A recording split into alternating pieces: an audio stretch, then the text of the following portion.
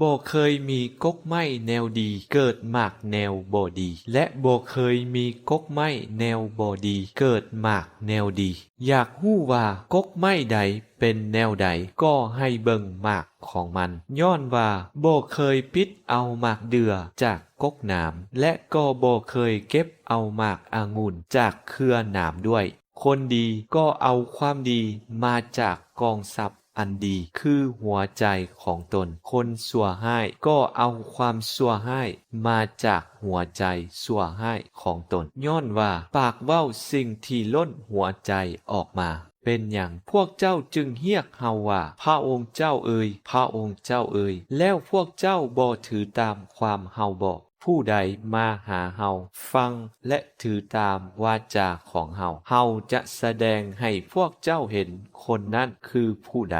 เขาคือคนผู้หนึ่งที่ก่อสร้างเฮือนซานได้ขุดลงให้ลึกและวางหากอยู่เทิงพระลานหินเมื่อเกิดมีน้ำท่วมน้ำก็จะไหลซัดมาใส่เฮือนหลังนี้แต่บ่อาจทำความเสียหายให้เฮือนหลังนี้ได้ย้อนว่าได้สร้างอย่างแน่นหนาส่วนผู้ที่ฟังแต่บ่ถือตามก็เปรียบดังคนที่สร้างเฮือนเทิงดินโดยบ่มีหากน้ำไหลบ่ามาทันใดเฮือนนั้นก็เพหมดเป็นการเสียหายอย่างใหญ่